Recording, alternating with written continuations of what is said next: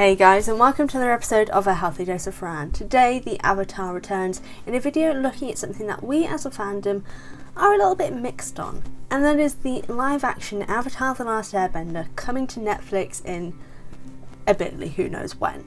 Now the reason why I'm doing this video is because there are things that I am looking forward to but also apprehensive in general about the live action. But there are things that I feel should be included, or at least should be added to the live action series that wasn't originally there in the first series. So today's video is 5 things that should be included in Avatar The Last Airbender live action.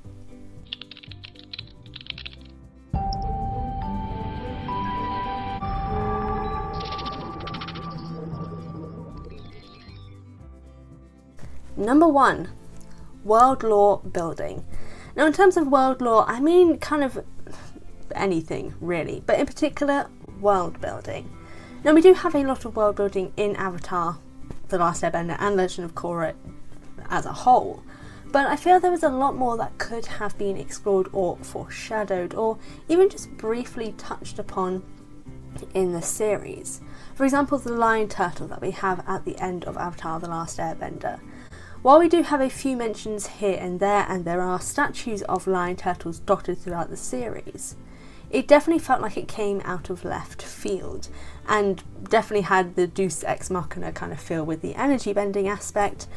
So I feel in terms of the world building and world lore in terms of Avatar for things that work, how the natural state of being in the world of Avatar needs to be explored. So we get more of an idea as to how things in the Avatar world works. And generally I'd kind of really like to see a bit more of a distinction between the nations. And this would come into the world lore and world building aspect. Now I know this is a thing that not many people would pick up on generally in a series, but there's not really much that you can tell the difference of between the nations other than the clothing style and kind of the way they act. And I know not many people are going to agree with this and many people kind of may be annoyed that I said it, but I'm saying it anyway. The reason why I say this is there's such things as like dialects and language, which is not explored at all in this series. Everyone seems to understand each other, everyone has a basic understanding of language and all these sort of things that I guess I can forgive it in terms of it being a fantasy series, but to me it doesn't feel the most realistic. And I think that could be something that'd be interesting to include or introduce into this live action series, this idea of a dialect. Like this Flamio Hotman thing, for example, which I know was meant to be a joke, but it had the sort of dialect aspect to it, in that only in the Fire Nation where they say something like Flamio Hotman. They wouldn't say that in the Earth Kingdom, for example. But things like that in terms of world lore and just general world building, I think is something that could be expanded on in the live action. Number 2, character exploration and analysis. Now, the analysis part, yeah, I guess technically doesn't need to be included, but it can be subtle.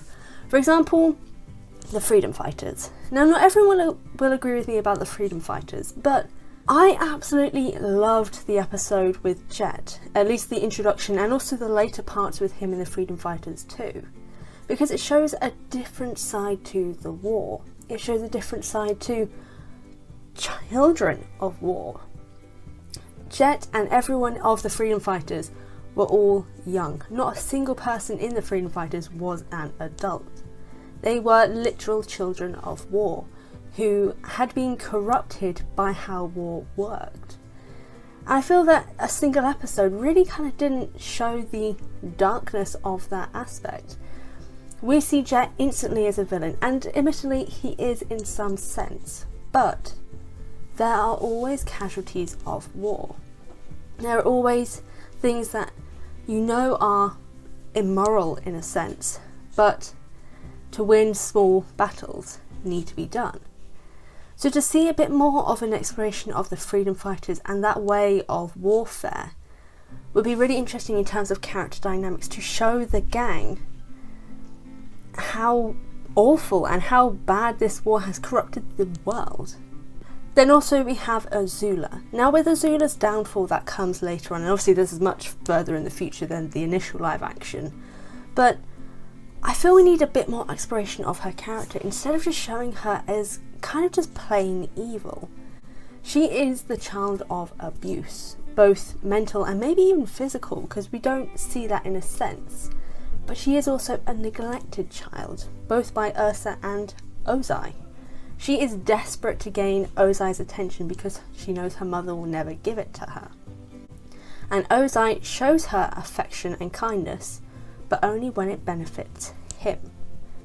She is a child of abuse, and to show her as just plain evil at 14 years old, I think it's a bit of a disservice. So it'd be interesting to see them do a little bit more of a deep dive into Azula.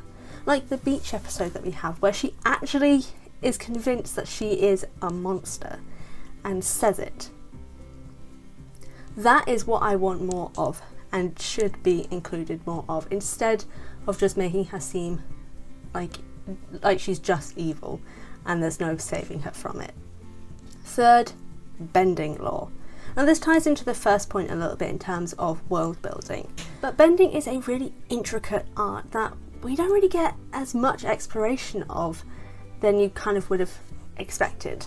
Now we do have the episode with the guru, which does definitely need to be expanded a lot on, but there's also just kind of only a few things where we learn about the teachings of bending, and it's at a very basic level, or at least I felt it was very basic whenever I look back on it and compare it to what could be expanded on.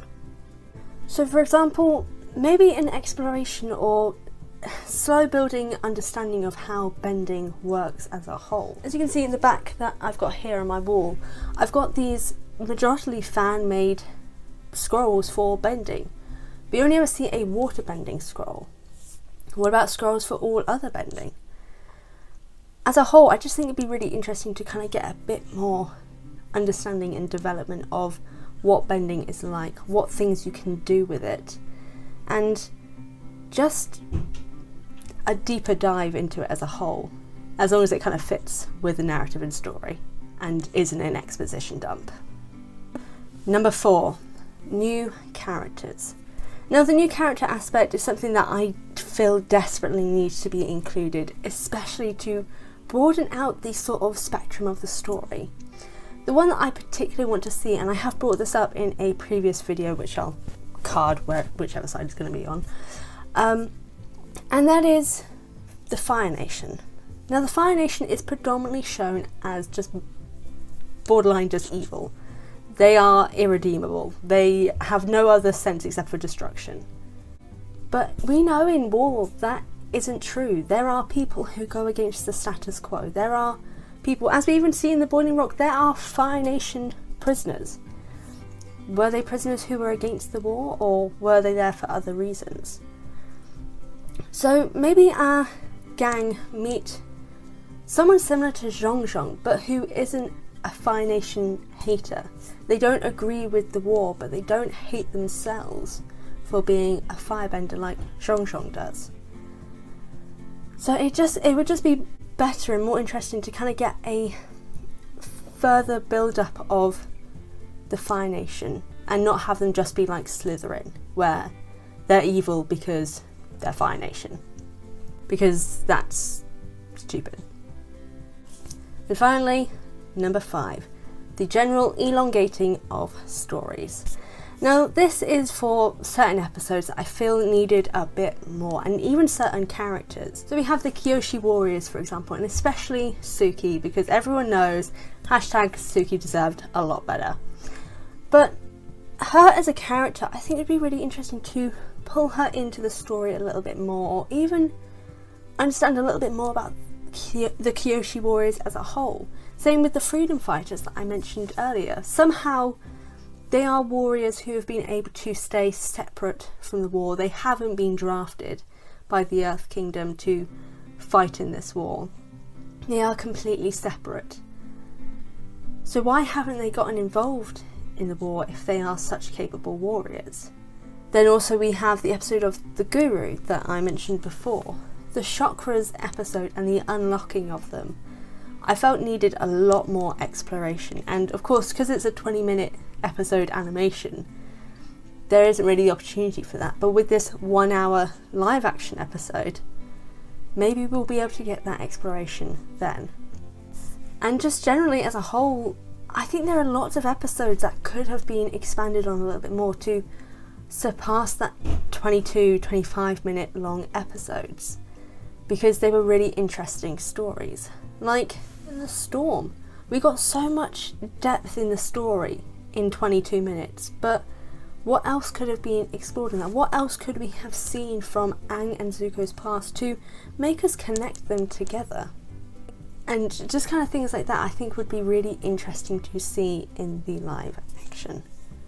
But what do you guys think? What would you like to see in the live action? What do you think should or needs to be included in this live action series? Whatever your thoughts are, be sure to let me know in the comment section down below.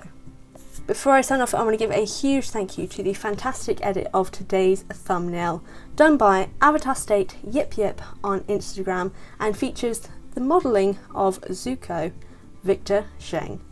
All of their information and links to social media are down below, so go check them out and support them both as best you can. In general, thank you guys so much for watching this video, I really do appreciate it. If you go to the description box down below, you'll find the links to all of my social media, my merchandise store and my Patreon. If you guys want more Avatar content, be sure to hit the subscribe button and the notification bell if you haven't already. Again, thank you so much for watching, and I will see you guys next time.